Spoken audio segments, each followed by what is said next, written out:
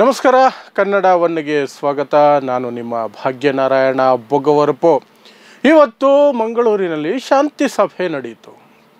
ಗೃಹ ಮಂತ್ರಿ ಪರಮೇಶ್ವರ್ ಅವರ ನೇತೃತ್ವದಲ್ಲಿ ಶಾಂತಿ ಸಭೆ. ನಿಮಗೆ ಗೊತ್ತೇ ಇದೆ, ಕರಾವಳಿಯಲ್ಲಿ, ಅದರಲ್ಲೂ ವಿಶೇಷವಾಗಿ ದಕ್ಷಿಣ ಕನ್ನಡ ಜಿಲ್ಲೆ ಮಂಗಳೂರು ಸುತ್ತಮುತ್ತ ಅಥವಾ ಮಂಗಳೂರಿನಲ್ಲಿ ಏನೆಲ್ಲ ಘಟನೆಗಳು, ಏನೆಲ್ಲ ಕೊಲೆಗಳು, ಏನೆಲ್ಲ ದ್ವೇಷ ಭಾಷಣಗಳು, ಏನೆಲ್ಲ ದ್ವೇಷ ಬಿತ್ತುವ ಕೆಲಸಗಳು ನಿರಂತರವಾಗಿ ನಡ್ಕೊಂಡು ಬರ್ತಾ ಇದೆ. ಸರಡಿ ಕೊಲೆಗಳು ಸಹ ಆಗ್ತಾ ಇದ್ದಾವೆ, ಅಮಾಯಕರು ಕೊಲೆ ಆಗ್ತಿದ್ದಾರೆ, ರೌಡಿ ಶೀಟರ್ಗಳು ಕೊಲೆ ಆಗ್ತಿದ್ದಾರೆ. ಈ ಹಿನ್ನೆಲೆಯಲ್ಲಿ ಸ್ಪೆಷಲ್ ಆ್ಯಕ್ಷನ್ ಫೋರ್ಸ್ ಅನ್ನೋ ಒಂದು ತಂಡವನ್ನು ರಚಿಸಿದ್ದಾರೆ ಸರ್ಕಾರ, SAF ಅಂತ, ಸ್ಪೆಷಲ್ ಆ್ಯಕ್ಷನ್ ಫೋರ್ಸ್ ಅಂತ.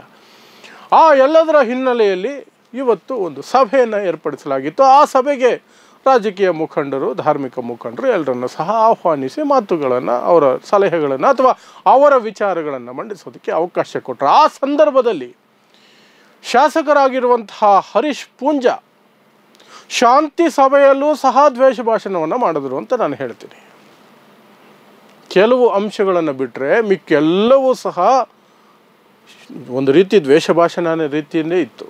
ಶಾಂತಿ ಸಭೆಯಲ್ಲೂ ಸಹ ಅಂತಹದೇ ಮಾತು. ಏನು ಹೇಳಿದ್ರು ಸಾಹೇಬರು ಇವರು? ಪ್ರಚೋದನಕಾರಿ ಭಾಷಣಗಳಿಂದ ಹಿಂಸೆಗಳು ನಡೀತಾ ಇಲ್ಲ, ಅದು ಜನರ ಧಾರ್ಮಿಕ ಭಾವನೆಗಳಿಗೆ ಧಕ್ಕೆಯಾಗಿ ಸ್ವಯಂ ಪ್ರೇರಿತರಾಗಿ ಅವರು ಆಕ್ರೋಶಿತರಾಗಿ ಎಲ್ಲವೂ ನಡೀತಾ ಇದೆ ಅಂತೆ. ಅಂದರೆ ಇವರು ಬಾಯೇ ಬಿಡ್ತಾ ಇಲ್ಲ ಪಾಪ, ಸೈಲೆಂಟಾಗಿದ್ದಾರೆ, ಏನು ಮಾತಾಡ್ತಿಲ್ಲ, ಯಾರನ್ನೂ ಎತ್ತು ಕಟ್ಟುತ್ತಾ ಇಲ್ಲ, ಏನೂ ಮಾಡ್ತಿಲ್ಲ. ಜನ ತಾವಾಗಿ ತಾವೇ ತಮ್ಮ ಕೆಲಸ ಕಾರ್ಯ ಬಿಟ್ಟು, ತಮ್ಮ ಜೀವನ ಬಿಟ್ಟು, ರಿಸ್ಕ್ ತಗೊಂಡು ಕೇಸ್ ಆಗುತ್ತೆ ಅನ್ನೋ ಭಯ ಬಿಟ್ಟು, ಎಲ್ಲವನ್ನೂ ಬಿಟ್ಟು ಅವರೇ ಇದೇ ನಮ್ಮ ಜೀವನ ಅಂತ ಬೀದಿಗೆ ಬರ್ತಾ ಇದ್ದಾರೆ, ಗಲಾಟೆ ಮಾಡ್ತಿದ್ದಾರೆ, ಕೊಲೆಗಳು ಮಾಡ್ತಿದ್ದಾರೆ, ದೊಂಬಿ ಎಬ್ಬಿಸ್ತಾ ಇದ್ದಾರೆ, ಗಲಭೆಗಳು ಮಾಡ್ತಾ ಇದ್ದಾರೆ. ಹೇಳೋದಕ್ಕೂ ಒಂದು ಮಿತಿ ಬೇಡವಾ? ಒಂದಂತೂ ಮೆಚ್ಕೋಬೇಕು, ಪ್ರಚೋದನಕಾರಿ ಭಾಷಣಗಳಿಂದ ಆಗ್ತಿಲ್ಲ ಅಂತ ಹೇಳುವ ಮೂಲಕ ಪ್ರಚೋದನಕಾರಿ ಭಾಷಣಗಳು ನಡೀತಿದ್ದಾವೆ ಅಂತ ಒಪ್ಕೊಂಡ್ರಲ್ಲ ಸಾಹೇಬರು ಹರೀಶ್ ಪೂಂಜಾ, ಅದನ್ನಂತೂ ಮೆಚ್ಕೋಬೇಕು. ಎಸ್, ಶಭಾಷ್, ವೆರಿ ಗುಡ್, ಭೇಷ್, ಅದಂತೂ ಒಪ್ಕೊಂಡ್ರಲ್ಲ ಪೂಂಜಾ ಅವರೇ, ವೆರಿ ಗುಡ್. ಅಟ್ಲೀಸ್ಟ್ ಅಷ್ಟಾದರೂ ಒಂದು ಹೆಜ್ಜೆ ಮುಂದೆ ಹೋಗಿ ಎಸ್, ಪ್ರಚೋದನಕಾರಿ ಭಾಷಣಗಳು ನಡೀತಿದ್ದಾವೆ ಅಂತ ಒಪ್ಕೊಂಡಿದ್ದೀರಲ್ಲ. ನೀವು ಮಾಡ್ತಿದ್ದೀನಿ ಅಂತ ಒಪ್ಕೊಳ್ಳದೆ ಹೋದರೂ ಆ ಭಾಷಣಗಳು ನಡೀತಾ ಇದ್ದಾವೆ ಅಂತ ಒಪ್ಕೊಂಡ್ರಲ್ಲ, ಅದು ಸೂಪರ್. ಆದರೆ ಇವರು ಹೇಳ್ದಂಗೆ ಸ್ವಯಂ ಪ್ರೇರಿತರಾಗಿ, ಸ್ವಯಂ ಪ್ರಚೋದಿತರಾಗಿ ಜನ ಬೀದಿಗೆ ಬರ್ತಾ ಇರೋದಾದರೆ, ನೀವು ಯಾಕೆ ಏನಾದರೂ ಘಟನೆ ನಡೆದ ತಕ್ಷಣ ಶಾಂತಿಗೆ ಅಪೀಲ್ ಕೊಟ್ಟಿದ್ದು ಇಲ್ಲಿವರೆಗೆ ನಾವು ನೋಡಿಲ್ಲ. ಅದಕ್ಕೆ ಬದಲಾಗಿ ಮೈಕ್ ಹಿಡ್ಕೊಂಡು ಪ್ರಚೋದನಕಾರಿ ಭಾಷಣಗಳನ್ನೇ ನೀವು ಮಾಡೋದು, ಕೆರಳಿಸುವಂಥ ಭಾಷಣಗಳನ್ನೇ ಮಾಡೋದು, ಒಂದು ಸಮುದಾಯವನ್ನು ಟಾರ್ಗೆಟ್ ಮಾಡೋ ಭಾಷಣಗಳನ್ನೇ ನೀವು ಮಾಡೋದು. ಅದನ್ನು ಪ್ರತಿ ಘಟನೆಯ ಸಂದರ್ಭದಲ್ಲೂ ನೋಡ್ತೀವಿ. ಈ ಸಭೆಯಲ್ಲೂ ಸಹ ನಾನು ಯಾಕೆ ದ್ವೇಷ ಭಾಷಣ ಅಂತ ಕರಿತೀನಿ ಶಾಂತಿ ಸಭೆಯಲ್ಲಿ ನಿಮ್ಮ ಮಾತುಗಳನ್ನು ಅಂದರೆ, ಈ ಸಭೆಯಲ್ಲೂ ಸಹ ನೀವೇ ಬಾಯಿ ಬಿಟ್ಟು ಹೇಳ್ತೀರಿ, ನಾನು ಹಿಂದುತ್ವದ ಪ್ರತಿನಿಧಿಯಾಗಿ, ಹಿಂದೂಗಳ ಪ್ರತಿನಿಧಿಯಾಗಿ ನನ್ನ ಭಾವನೆಗಳನ್ನು ವ್ಯಕ್ತಪಡಿಸ್ತಾ ಇದ್ದೀನಿ ಅಂತ. MLA ಅಂದರೆ ಹಿಂದೂಗಳಿಗೆ ಮಾತ್ರ MLA ಅಲ್ಲ, ಆ ಕ್ಷೇತ್ರದ ಪ್ರತಿಯೊಂದು ಜಾತಿ ಧರ್ಮದ MLAನೂ ಹೌದು. ಮುಸ್ಲಿಮರಿಗೂ MLA, ಕ್ರೈಸ್ತರಿಗೂ MLA, ಬೇರೆ ಧರ್ಮದವರು ಯಾರೇ ಇದ್ದರೂ ಅವರಿಗೂ MLA, ಹಿಂದೂಗಳಿಗೂ MLA. ಆದರೆ ನೀವು MLA ಆಗಿ ಇಲ್ಲಿ ಮಾತಾಡ್ತಿದ್ರು ಸಹ ನಾನು ಹಿಂದೂಗಳ ಪ್ರತಿನಿಧಿಯ ರೀತಿಯಲ್ಲಿ ಮಾತಾಡ್ತಿದ್ದೀನಿ ಅಂದ ತಕ್ಷಣವೇ ಅದು ದ್ವೇಷ ಭಾಷಣನೇ. ಅದರಲ್ಲೇ ನೀವು ಅರ್ಥ ಆಗುತ್ತೆ ನೀವು ಯಾರನ್ನು ಟಾರ್ಗೆಟ್ ಮಾಡೋದಕ್ಕೆ ದಿನ ಬೆಳಗಾದರೆ ದುಡಿತೀರಿ ಅಂತ. ಅದು ಯಾವುದೋ ಧರ್ಮ ರಕ್ಷಣೆಗೋ, ಸಮಾಜದ ರಕ್ಷಣೆಗೋ, ಸಮುದಾಯದ ರಕ್ಷಣೆಗೋ ಅಂತ ನೀವು ಬುಡಾಂಗ ಬಿಟ್ಟರೆ ನಂಬೋದಕ್ಕೆ ನಾವಂತೂ ಆ ಕ್ಷೇತ್ರದಲ್ಲಿರುವ ಅಥವಾ ಆ ಭಾಗದಲ್ಲಿರುವಂತಹ ಕೆಲವು ಮೂಢ ಜನರಂಥ ರೀತಿಯ ಮನಸ್ಥಿತಿ ಅವರಲ್ಲ. ಅದು ಯಾವುದರ ರಕ್ಷಣೆಗೂ ಅಲ್ಲ, ಜನರ ರಕ್ಷಣೆಗೂ ಅಲ್ಲ, ನಿಮ್ಮ ಸೀಟು ಭದ್ರ ಮಾಡ್ಕೊಳ್ಳೋಕ್ಕೆ, ನೀವು ಓಟ್ ಪಡ್ಕೊಳ್ಳೋದಕ್ಕೆ. ಯಾಕೆಂದರೆ ಅದನ್ನು ಬಿಟ್ಟರೆ ಬೇರೆ ಹೇಳ್ಕೊಂಡು ಓಟ್ ಕೇಳುವಂಥದಕ್ಕೆ ನಿಮ್ಮ ಹತ್ರ ಏನೂ ಇಲ್ಲ. ಒಂದು ಕೆಲಸ ಮಾಡಿದ್ದೀನಿ, ಪ್ರಗತಿ ಮಾಡಿದ್ದೀನಿ, ಅಭಿವೃದ್ಧಿ ಮಾಡಿದ್ದೀನಿ, ಆ ಥರದ್ದು ಏನೂ ಇಲ್ವಲ್ಲ. ದಿನ ಬೆಳಗಾದರೆ ಎದೋಳು, ಮುಸ್ಲಿಮರನ್ನು ಬೈಯಿ, ದ್ವೇಷ ಭಾಷಣ ಮಾಡು, ಪ್ರಚೋದನೆ ಕೊಡಿಸು, ಆ ಮೂಲಕ ಹಿಂದೂ ಧರ್ಮವೇ ಅಪಾಯದಲ್ಲಿದೆ ಅಂತ ಕತೆ ಕಟ್ಟೋದು. ಅದರಿಂದ ನೀವು ಬಚಾವಾಗಬೇಕಾದ್ರೆ ನನಗೆ ಓಟ್ ಕೊಡಿ, ಅದನ್ನು ತಾನೇ ನೀವು ಮಾಡೋದು. ಸೊ ಪ್ರಚೋದನಕಾರಿ ಭಾಷಣಗಳಿಂದ ಜನ ಪ್ರೇರೇಪಿತರಾಗ್ತಿಲ್ಲ, ಪ್ರಚೋದನೆಗೊಳಗಾಗ್ತಿಲ್ಲ ಅನ್ನೋದು ಅಪ್ಪಟ್ಟ ಸುಳ್ಳು. ಅವ್ರು ಯಾರು ತಮ್ಮ ಕೆಲಸ ಕಾರ್ಯ ಎಲ್ಲ ಬಿಟ್ಟು ಯಾವುದೋ ಒಬ್ಬ ರೌಡಿ ಶೀಟ್ರ್ ಕೊಲೆಯಾದರೆ ಬೀದಿಗೆ ಬರಲ್ಲ.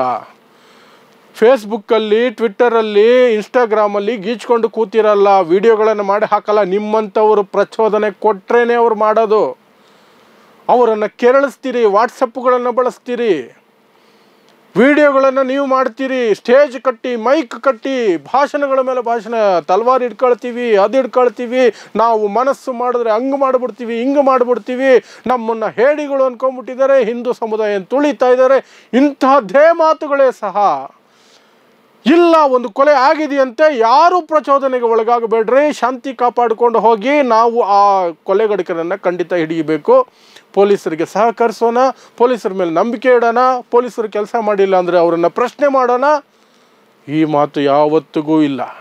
ಒಂದು ಕೊಲೆ ನಡೆದಾಗಲೂ, ಒಂದು ಹಿಂಸೆ ನಡೆದಾಗ, ಒಂದು ಹಿಂಸಾತ್ಮಕ ಘಟನೆ ಯಾವ ಸಂದರ್ಭದಲ್ಲಾದರೂ ಹರೀಶ್ ಪೂಂಜಾ ಬಂದು ಶಾಂತಿ ಕಾಪಾಡಿ. ಒಂದು MLA, ಮುಖ್ಯಮಂತ್ರಿಯ, ಮಂತ್ರಿಗಳ, ಪ್ರಧಾನಮಂತ್ರಿಯ, ರಾಷ್ಟ್ರಪತಿಯ ಪ್ರಾಥಮಿಕ ಆದ್ಯತೆ ಆಗಿರಬೇಕದು. ಹಿಂಸೆ ನಡೀತಾ ಇದ್ದರೆ ಅದಕ್ಕೆ ಶಾಂತಿ ಕಾಪಾಡುವಂತಹ ಒಂದು ಅಪೀಲ್ ಕೊಡುವಂತಹದ್ದು.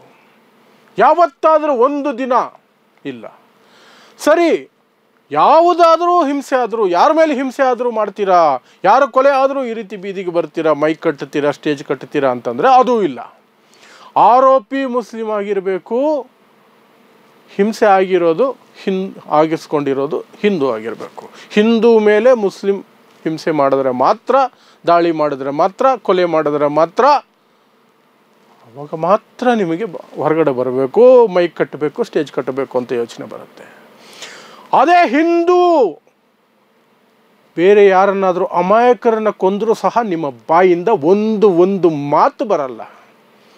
ಸ್ಪಷ್ಟ ಉದಾಹರಣೆ ಪುತ್ತೂರಲ್ಲಿ ನಡೀತಾ ಇದೆಯಲ್ಲ, ಹಿಂದೂ ಹೆಣ್ಮಗಳನ್ನು ಗರ್ಭಿಣಿ ಮಾಡಿ ಮಗು ಕೊಟ್ಟು, ನಾನು ಮದುವೆ ಆಗಲ್ಲ, ಜೈಲಲ್ಲೇ ಬೇಕಾದ್ರೆ ಸಾಯ್ತೀನಿ, ನಾನು ಬ್ರಾಹ್ಮಣ, ನಾನು ಮದುವೆ ಆಗಲ್ಲ ಆ ಹುಡುಗಿನ ಅಂತ ಹೇಳ್ತಿರ್ಬೇಕಾದ್ರೆ ಅವನ ವಿರುದ್ಧ ನಿಮ್ಮ ಬಾಯಿಂದ ಒಂದು ಮಾತು ಬಂತ. ಅದೇ ಜಾಗದಲ್ಲಿ ಮುಸ್ಲಿಂ ಇದ್ದಿದ್ರೆ ನಿಮ್ಮ ಬಾಯಿ ಅದೆಷ್ಟು ಹರ್ಕೊಳ್ತಾ ಇದ್ರಿ, ಎಷ್ಟು ಅಗಲ ಮಾಡಿ ಮಾತಾಡ್ತಿದ್ರಿ, ಎಷ್ಟು ಪ್ರತಿಭಟನೆಗಳು, ಎಷ್ಟು ಪ್ರಚೋದನಕಾರಿ ಭಾಷಣಗಳು, ಎಷ್ಟು ಸಲ ಬೀದಿಗೆ ಬರ್ತಿದ್ರಿ, ರಸ್ತೆ ತಡೆಯಿಂದ ಹಿಡಿದು ಪ್ರತಿಯೊಂದು ಮಾಡ್ತಾ ಇದ್ರಲ್ವ. ನಾಚಿಕೆ ಆಗಲ್ವಾ ಇವಾಗ ಹೇಳೋದಕ್ಕೆ ನಮ್ಮ ಭಾಷಣಗಳಿಂದ ಏನೂ ಆಗ್ತಿಲ್ಲ ಅಂತ? ನಾಚಿಕೆ ಆಗಬೇಕು. ಶಾಂತಿ ಸಭೆಯಲ್ಲೂ ಸಹ ಇಂತಹ ಕಥೆಗಳನ್ನು ಕಟ್ತಿರಲ್ಲ. ನಾಚಿಕೆ ಆಗಲೇಬೇಕು. ಬಟ್ ನಿಮಗೆ ಆಗಲ್ಲ, ನಾಚಿಕೆ ಆಗಲ್ಲ. ಇನ್ನು ಈ ಹಿಂದುತ್ವದ ಹೆಸರಿನಲ್ಲಿ ಆ ಪಡೆಗಳು ನಡೆಸುವ, ನಿಮ್ಮ ಜೊತೆಯಲ್ಲಿರುವಂತಹ ಜನ ನಡೆಸುವಂತಹ ಹಿಂಸಾತ್ಮಕ ಕೃತ್ಯಗಳಿಗೆ ಅದಕ್ಕೊಂದು ಸಮಜಾಯಿಷಿ ಬೇರೆಗೆ ಹೇಳಿದ್ರಿ ನೀವು ಶಾಂತಿ ಸಭೆಯಲ್ಲಿ. ಏನು ಎಕ್ಸಾಂಪಲ್ ನೋಡಿ, ಗಣೇಶ ಫೆಸ್ಟಿವಲ್ ಸಂದರ್ಭದ ಹಬ್ಬದ ಸಂದರ್ಭದಲ್ಲಿ ಅದಕ್ಕೆ ಸಾಕಷ್ಟು ನೀವು ನಿರ್ಬಂಧಗಳನ್ನು ಹೇರುತ್ತೀರಿ, ಜನರ ಭಾವನೆಗಳಿಗೆ ಧಕ್ಕೆ ಆಗಿಬಿಡುತ್ತೆ ಅಂತ. ಯಾಕೆ ನಿರ್ಬಂಧಗಳನ್ನು ಹೇರುವ ಪರಿಸ್ಥಿತಿ ಬಂದಿದೆ ಅನ್ನೋದನ್ನು ನಿಮಗೆ ಹೇಳಬೇಕಾಗಿಲ್ಲ, ಆದರೂ ಸಹ ಹೇಳ್ತೀನಿ, ಕೇಳಿಸ್ಕೊಳ್ಳಿ. ಈ ಹಿಂದೆ ಯಾವತ್ತೂ ಗಣೇಶ ವಿಸರ್ಜನೆ ಸಂದರ್ಭದಲ್ಲಿ, ಮೆರವಣಿಗೆ ಸಂದರ್ಭದಲ್ಲಿ ಅದನ್ನು ಕೂರಿಸೋದಕ್ಕೆ ಯಾವುದಕ್ಕೂ ಯಾವ ಹಿಂಸೆಗಳು ಆಗ್ತಿರಲಿಲ್ಲ. ಯಾಕೆಂದರೆ ಆವಾಗ ನಿಮ್ಮಂಥವ್ರು ಇರಲಿಲ್ಲ, ನಿಮ್ಮಂಥವರು ಓಟಿಗಾಗಿ ಇಂತಹ ಕೆಲಸ ಮಾಡ್ತಿರಲಿಲ್ಲ, ಹಾಗಾಗಿ ಇರಲಿಲ್ಲ. ಆದರೆ ಈಗೇನಾಗಿದೆ, ಗಣೇಶ ವಿಸರ್ಜನೆ ಸಂದರ್ಭದಲ್ಲಿ ಅಥವಾ ಮೆರವಣಿಗೆ ಸಂದರ್ಭದಲ್ಲಿ, ಕೂರಿಸೋ ಸಂದರ್ಭದಲ್ಲಿ, ಎಲ್ಲ ಸಂದರ್ಭಗಳಲ್ಲಿ ಮಸೀದಿಯ ಮುಂದೆನೇ ಹೋಗಬೇಕು. ಯಾಕೆ? ನಿಮ್ಮಂಥವರು ಭಾಷಣಗಳು ಮಾಡೋದ್ರಿಂದನೇ ಅವರೆಲ್ರಿಗೂ ಆ ಬುದ್ಧಿ ಬಂದಿರೋದು. ಮಸೀದಿ ಮುಂದೆನೇ ಹೋಗಬೇಕು. ಸರಿ, ಮಸೀದಿ ಮುಂದೆ ಸುಮ್ಮನೆ ಹೋಗ್ತಾರ? ಹಂಗಲ್ಲ, ಮಸೀದಿ ಮುಂದೆ ನಿಲ್ಲಿಸ್ಬೇಕು, ದರ್ಗಾ ಮುಂದೆ ನಿಲ್ಲಿಸ್ಬೇಕು. ಅಲ್ಲಿ ಅಶ್ಲೀಲ ಹಾಡುಗಳನ್ನು ಹಾಡಬೇಕು, ಅಶ್ಲೀಲ ಘೋಷಣೆಗೆ ಹೋಗಬೇಕು, ಸಾಧ್ಯ ಆದರೆ ಕಲ್ಲೆಸಿಬೇಕು, ಸಾಧ್ಯ ಆದರೆ ಆ ಮಸೀದಿ ಮೇಲೆ ಹತ್ತುಬಿಟ್ಟು ಅಲ್ಲಿರುವ ಹಸಿರು ಧ್ವಜನೋ ಇನ್ಯಾವುದನ್ನು ಕಿತ್ತು ಬಿಸಾಕಬೇಕು, ಅಥವಾ ಖಾಲಿ ಇದ್ದರೆ ಅಲ್ಲೊಂದು ಕೇಸರಿ ಧ್ವಜ ನೆಡಬೇಕು. ಇಷ್ಟು ಮಾಡಬೇಕು. ಆವಾಗಲೇ ಗಣೇಶನಿಗೆ ತೃಪ್ತಿ ಆಗುತ್ತೆ ಅನ್ನೋ ರೀತಿ ನೀವು ನಡವಳಿಕೆ ಮಾಡ್ತಿರೋದ್ರಿಂದನೇ ನಿರ್ಬಂಧಗಳು ಅನ್ನೋದು ಜಾರಿಯಾಗೋದಕ್ಕೆ ಶುರುವಾಗಿತ್ತು. ನಾಚಿಕೆ ಆಗಲ್ವಾ ಅಲ್ಲಿ ಕೂತ್ಕೊಂಡು ಗಣೇಶ ಇದಕ್ಕೆ ನೀವು ನಿರ್ಬಂಧಗಳನ್ನು ಹಾಕ್ತೀರಿ ಅಂತ ಹೇಳೋದಕ್ಕೆ? ನಿಮಗೆ ಗೊತ್ತಿಲ್ವಾ ಏನೆಲ್ಲ ನಡೀತಿದೆ ಗಣೇಶ ಮೆರವಣಿಗೆ ಹೆಸರಿನಲ್ಲಿ ಅಂತ? ಅದು ಯಾವುದನ್ನು ಹೇಳದೆ ನಿರ್ಬಂಧಗಳು ಹಾಕೋದ್ರಿಂದ ಜನ ಆಕ್ರೋಶಿತರಾಗ್ತಿದ್ದಾರೆ, ಭಾವನೆಗಳಿಗೆ ಧಕ್ಕೆ ಆಗ್ತಿದೆ. ನಾಚಿಕೆ ಮಾನ ಮರ್ಯಾದೆ ಯಾವುದೂ ಇಲ್ಲದೆ ಏನು ಬೇಕಾದರೂ ಹೇಳಬಹುದು ಅನ್ನೋದಕ್ಕೆ ಇಂಥ ಪ್ರಕರಣಗಳೇ ಸಾಕ್ಷಿ. ಅದರ ಜೊತೆಗೆ ದಲಿತರ ಮೇಲೆ ಏನಾದರೂ ದೌರ್ಜನ್ಯ ಆಗಲಿ, ದಲಿತರನ್ನ ಕೊಂದೇ ಬಿಡಲಿ, ಯಾವುದಕ್ಕೂ ಬಾಯಿ ಬಿಡಲ್ಲ. ಯಾಕೆ? ಕೊಂದವನು ಹಿಂದೂ ಆಗಿದ್ದರೆ. ಮುಸ್ಲಿಂ ಆಗಿದ್ರೆ ಬೇರೆ ವಿಚಾರ ಬಿಡಿ, ಮುಸ್ಲಿಂ ಆಗಿದ್ರೆ ಬೇರೆ ವಿಚಾರ. ದಲಿತರ ಮೇಲೆ ನಡೆಯುವ ಯಾವ ಪ್ರಕರಣಕ್ಕೂ ಸಹ ಒಂದು ಬಾಯಿ ಬಿಟ್ಟು ಒಂದು ಪದ ಮಾತಾಡಲ್ವಲ್ಲ ಹಿಂದೂಗಳು ಮಾಡುವ ದೌರ್ಜನ್ಯದ ವಿರುದ್ಧ. ಅಲ್ಲೇ ನಿಮ್ಮ ಯೋಗ್ಯತೆಯನ್ನು ಅಳಿಯೋದಕ್ಕೆ ನಮಗೆ ಸಾಕು. ಇಷ್ಟೇ. ಹರೀಶ್ ಪೂಂಜಾ ಆದರೂ ಸರಿಯೇ, ಬೇರೆ ಯಾವ BJP ನಾಯಕ, ಯಾವ ಧಾರ್ಮಿಕ ಸಂಘಟನೆಗಳ ನಾಯಕರು, ಬಜರಂಗ ದಳ ಅಂತೆ, RSS ಅಂತೆ, ಇನ್ಯಾವುದೇ ಸಂಘ ಪರಿವಾರದ ಘಟಕಗಳು, ಎಲ್ಲರೂ ಅಷ್ಟೇ. ಹಿಂದುತ್ವದ ಹೆಸರಿನಲ್ಲಿ ಹಿಂದೂ ಅನ್ನಿಸ್ಕೊಂಡವನು ದಲಿತರನ್ನು ಕೊಂದರೂ ಸರಿ, ರೇಪ್ ಮಾಡಿದ್ರು ಸರಿ, ಜೀವಂತ ಸುಟ್ಟು ಹಾಕಿದ್ರು ಸರಿ, ಏನು ಮಾಡಿದ್ರು ಸರಿ, ಬಾಯಿ ಮುಚ್ಕೊಂಡಿರ್ತೀರಲ್ಲ, ಅದು ಅರ್ಥ ಮಾಡಿಸುತ್ತೆ ಜನಕ್ಕೆ. ನೀವು ಸುಮ್ಮನೆ ಶಾಂತಿ ಸಭೆಯಲ್ಲಿ ಕೂತ್ಕೊಂಡು ವೇಷ ಭಾಷಣ ಮಾಡಿದ ತಕ್ಷಣ ನೀವು ಭಾರಿ ಸಾಚೆ ಆಗ್ಬಿಡಲ್ಲ, ಭಾರಿ ಸಾಚೆ ಆಗ್ಬಿಡಲ್ಲ. ಬೇರೆ ಅಂಶಗಳು ಮಾತಾಡಿದ್ರಿ, ನಾವೆಲ್ಲರೂ ಸೌಹಾರ್ದತೆಯನ್ನು ಬಯಸ್ತೀರಿ, ಅಂತಹ ಸುಳ್ಳು ಹೇಳೋಕೆ ಹೋಗ್ಬೇಡಿ. ಧೈರ್ಯ ಇದ್ದರೆ ಎಸ್ ನಾವು ಇದನ್ನೇ ಬಯಸೋದು, ಅಲ್ಪಸಂಖ್ಯಾತರ ವಿರುದ್ಧ ಇದ್ದೀವಿ, ದಲಿತರ ವಿರುದ್ಧ ಇದ್ದೀವಿ ಅಂತ ಓಪನ್ ಆಗಿ ಹೇಳಿ, ನಿಮ್ಮ ಮನಸ್ಸಲ್ಲಿ ಇರೋದು ಹೇಳಿ. ಸುಳ್ಳು ಹೇಳಬೇಡಿ. ಹೇಡಿಗಳ ಹಾಗೆ ಮೀಟಿಂಗಲ್ಲಿ ಕೂತ್ಕೊಂಡು ನಾವು ಸೌಹಾರ್ದತೆ ಬಯಸ್ತೀವಿ ಅಂತ ಹೇಳೋದು ಹೇಡಿತನ, ಅದು ಹೇಡಿತನ. ಯಾಕೆಂದರೆ ದಲಿತರ ಮೇಲೆ ನಡೆಯುವ ಯಾವುದಕ್ಕೂ ನೀವು ಧ್ವನಿ ಎತ್ತೋದಿಲ್ಲ. ಅವನ ರೌಡಿ ಶೀಟರ್ ಸತ್ತೋದ್ನಲ್ಲ, ಸುಹಾಸ್ ಶೆಟ್ಟಿ, ಅವನು 2 ಕೊಲೆಗಳ ಆರೋಪಿ. ಅದರಲ್ಲಿ ಒಂದು ದಲಿತ ಯುವಕ. ಏನು ಮಾಡಿದ್ದ ಆ ಕೀರ್ತಿ ಅನ್ನುವಂತಹ ಸಣ್ಣ ಹುಡುಗ? ಅವನನ್ನು ಕೊಂದು ಬಿಸಾಕಿದ್ನಲ್ಲ ಅವನು ಸತ್ತರೆ ನಿಮಗೆ ಅಷ್ಟು ದುಃಖ ಸಂಕಟ ಆಗುತ್ತೆ. ಅದು ಒಳಗಡೆಯಿಂದಲ್ಲ, ಓಟಿಗಾಗುತ್ತೆ. ಬೀದಿಗೆ ಬರ್ತೀರಿ, ಮುಷ್ಕರ ನಡೆಸ್ತೀರಿ, ಧರಣಿ, ಪ್ರತಿಭಟನೆ, ಆವಾಸಗಳು, ದ್ವೇಷ ಭಾಷಣ ಎಲ್ಲ ಮಾಡ್ತೀರಿ. ಆ ಹುಡುಗ ಸತ್ತಿದ್ದಕ್ಕೆ ಸುಹಾಸ್ ಶೆಟ್ಟಿನ ಯಾಕೆ ಕಪಾಳಕ್ಕೆ ಬಾರಿಸಿಲ್ಲ ನೀವು? ಯಾಕೆ ಅವನಿಗೆ ಶಿಕ್ಷೆ ಆಗೋಗಿ ಮಾಡಿಲ್ಲ? ಪ್ರತಿಭಟನೆಗಳು ಮಾಡಿಲ್ಲ?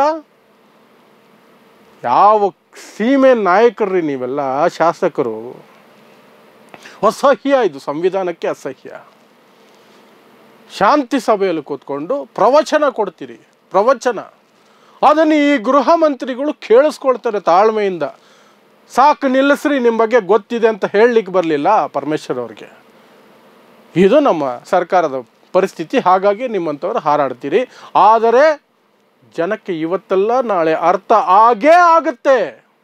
ನಿಮ್ಮ ಕುತಂತ್ರಗಳು ಅರ್ಥ ಆಗುತ್ತೆ. ಯಾಕೆಂದರೆ ಇದು ಯಾವುದೂ ಸಹ ಜನರಿಗೆ ವಿದ್ಯೆ ಕೊಡಲ್ಲ, ಬುದ್ಧಿ ಕೊಡಲ್ಲ, ಅವರಿಗೆ ಒಳ್ಳೆ ಬದುಕು ಕೊಡಲ್ಲ, ಅಭಿವೃದ್ಧಿ ಕೊಡಲ್ಲ ಅಂತ ಅವರಿಗೆ ಜ್ಞಾನೋದಯ ಆಗೇ ಆಗುತ್ತೆ. ಅಂಥ ದಿನಗಳಲ್ಲಿ ನೀವೆಲ್ಲರೂ ಸಹ ಕಾನೂನಿನ ಅಡಿಯಲ್ಲಿ ಬಂದೇ ಬರ್ತೀರಿ. ಈ ದೇಶದ ಸಂವಿಧಾನದಲ್ಲಿ ಶಿಕ್ಷೆ ಆಗೇ ಆಗುತ್ತೆ. ಜಸ್ಟ್ ವೆಯ್ಟ್ ಮಾಡಿ, ಅಷ್ಟೇ, ಸಮಯ ಬರುತ್ತೆ ಅಷ್ಟೇ. ಸೊ ಇದು ಇವತ್ತು ಶಾಂತಿ ಸಭೆ ಅನ್ನುವಂತಹ ಸಭೆಯಲ್ಲಿ ಹರೀಶ್ ಪೂಂಜಾ ಮಾತನಾಡಿದ್ರ ಬಗ್ಗೆ ನಾನು ಕೇಳಿಸ್ಕೊಂಡು ನನಗೆ ದಂಗಾದ ನಂತರ ನನಗೆ ಅನಿಸಿದ ಅನಿಸಿಕೆಗಳು. ಯಾಕಂದರೆ ಆ ಮಟ್ಟಕ್ಕೆ ನಾಟಕ ಮಾಡಬಾರ್ದು, ಆ ಮಟ್ಟಕ್ಕೆ ನಾಟಕ ಮಾಡಬಾರ್ದು. That's very bad. ಸೊ ನೋಡೋಣ ಏನೇನು ಮಾಡ್ತಾರೋ ಮಾಡಲಿ. ನೋಡ್ತಾ ಇರಿ ಸಮ ಸಮಾಜಕ್ಕಾಗಿ ಕನ್ನಡ 1 ನ್ಯೂಸ್. ನಮಸ್ಕಾರ.